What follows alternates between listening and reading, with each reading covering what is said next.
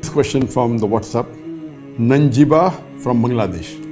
If someone promises to Allah that he will not commit such and such a sin, he did that, and he makes an unreal promise to Allah which he cannot keep, what should he do? And if a student observes 3 fasts in the name of Allah as an expiation for breaking an oath, and if he hears from many that 10 poor people should be fed or clothed, if he also promises Allah that he will give clothes or food to 10 poor people for all the promises he has made to Allah in his life, which he could not keep, and he breaks his oath, now he has to give clothes or food to 10 poor people as expiation for breaking the same oath again. Nanjiba for Bangladesh has asked that if someone promises to Allah and does not keep that promise, what should he do? Here you have to make a differentiation between a promise to Allah and an oath to Allah. There's 2 differences. When you promise something, it is you're telling Allah, okay, I will do this, I will do that. That's different than taking an oath. If you take an oath, it should have certain clause. Like how Allah takes an oath of fig, Allah takes an oath of Al-Asr, Fajr, then of the mountains. So when you take an oath, you take oath of something, and taking oath is of different types. What scholars say. So promise is something else, that okay, I promise that I will do something, that I promise I'll be good, I'll promise I'll be truthful. That's different. I'm making a commitment to Allah, but taking oath is different. An oath, normally the Prophet said, Sahabas always said, there are many Sahih Hadith said, that the Prophet discouraged us from taking oaths. Oath means, you said that if I pass the examination, I will go for Umrah. Or if I pass the examination, I'll give charity of $1,000 to the poor people. So this type of oath the Prophet discouraged. It says that taking oath does not change the qadar. It only makes a miser person give in charity. So when you're taking an oath, there are different types of oaths. Some oaths which are good to take, some oaths which are not good to take, some are mubah. The oaths that if you ask and you take an oath of Allah, that if so and so thing happens, I will do this sort of worship. It's not encouraged. It's not haram, because you are putting a stipulation to Allah that okay, if I pass the examination, I will pray 2 rakat nafil, I'll go for Umrah. And if you do that act, if you pass the examination, it is as though you are forced to do it. You're not doing it out of your own free will. So that's one of the reasons. Second is that as though you're bartering with Allah. That if my sickness is cured, I will go for Umrah. If my sickness is cured, I will fast 10 days, or whatever it is. So the Prophet said, the qadar is not changed. So what's going to happen, you won't happen. What's written in your destiny will happen. So if you take an oath with bartering something with Allah, it's not encouraged in Islam. It's not haram, but it's not encouraged. The Prophet said, it only makes a miser person give charity. So miser person says that, okay, if I get healthy, I will give $1,000. Okay, the miser person doesn't give charity, so at least he'll give $1,000. So the Prophet personally preferred give charity. Okay, I have decided I'll give charity today, $1,000. Very good. I decide I'll give charity 2,000. Very good. But if you say I will pass, then I'll give charity, it's not encouraged. So oath means you are bartering something. If this thing happens, I'll do this. So these types of oath, Allah says in the Quran, in Surah Maida, chapter number 5, verse number 89, that if the oath is unintentional, Allah will forgive it. But if it's an intentional oath, then if you do not keep it, if you do not fulfill the oath, give a kafara. Give kafara, give expiation of feeding 10 poor people, miskin people, and feed them the same way how you feed your family. So if you're a rich person and you spend maybe $100 per meal, so feed 10 people with $100 each. If you're a poor person who feeds maybe $1 per meal, so feed 10 people with $1. Or clothe 10 people, same how you clothe a family, or free a slave.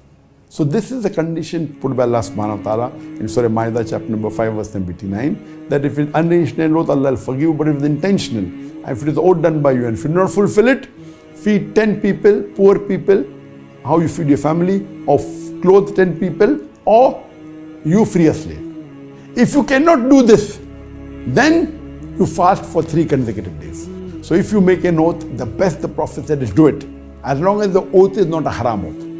Now there are some oaths which are haram. For example, you say that I will go to dargah and put 10 candles on the dargah. So this is wrong. Or if you say that I have taken an oath or done commitment. One is a commitment, one is a promise, there is a difference. And if you say that if this thing happen, I'll do this, if this thing happen, I'll do idol worship. Idol worship is haram. So anything you say, if I pass the examination, I will do idol worship. Idol worship is haram. So in these conditions, if you take an oath of doing a sin, then the Prophet said, don't do the sin, give the kafara.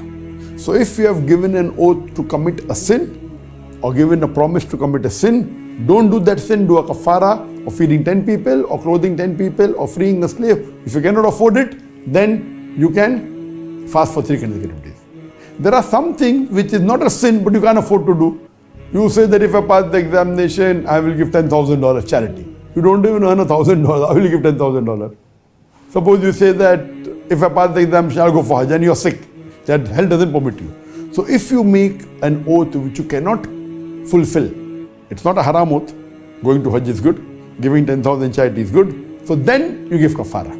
That is feed 10 people, poor people, equivalent to how you feed your family, or clothe 10 people, or free a slave. If you can't afford this, then fast 3 consecutive days. So one oath which is haram, you should not do it, only give kafara.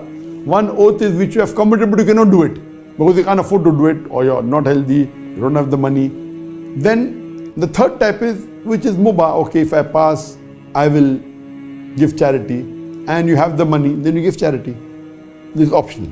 One thing is there which is oaths which are good. That you have asked for, you have said you'll do this without putting a condition to Allah subhanahu wa ta'ala. I have committed to Allah that this year I'll give charity of $10,000. And your business goes down. Oath is good.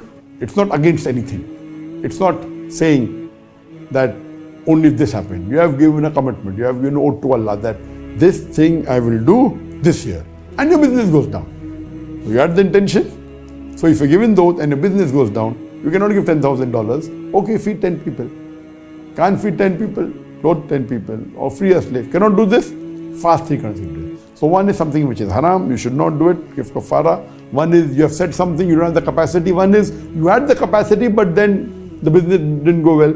So at that time, the best is to fulfill the oath.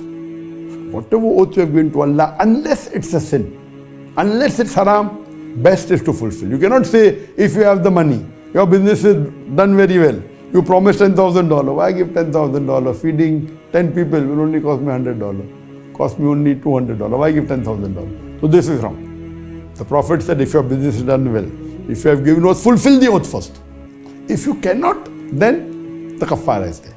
Or if it's a oath which is committing a sin. So you have to differentiate between this. So based on all this, the answer is very clear cut that if you promise something, if it's not a sin, you have to do it. And then again, the questioner has asked that he has made many promises, he hasn't fulfilled. For each promise he hasn't fulfilled, he has to either feed 10 people, or he has to, each oath that he has taken, if he doesn't fulfill, either feed 10 people, or clothe 10 people, or free a slave, or 3 consecutive days. So then if he says, okay, I will feed 10 people, or clothe 10 people, or fast 3 consecutive, and he doesn't do this also. So if he has not done 10 oaths he hasn't kept, and this 11th one, so he has to give 11 times to 10 people. You can't say only once is sufficient, no. If he cannot afford it, at least he should fast for each oath 3 days. So if 10 oaths he has taken and he has not fulfilled it, then he has to fast 10 into 3, 30, 3 consecutive days. If you want to take a gap, again 3 consecutive days. And the last one which he did not fulfill, again he has to fast another 3 days for that. So for every oath that or commitment you have given to Allah subhanahu wa ta'ala, there's a difference. You should understand that I will not do a sin. You're telling Allah, that's different than giving an oath and a commitment. So both are different. So if you have given an oath and a commitment, then you have to fulfill. Can't fulfill, then is a kafara. Hope that answers the question.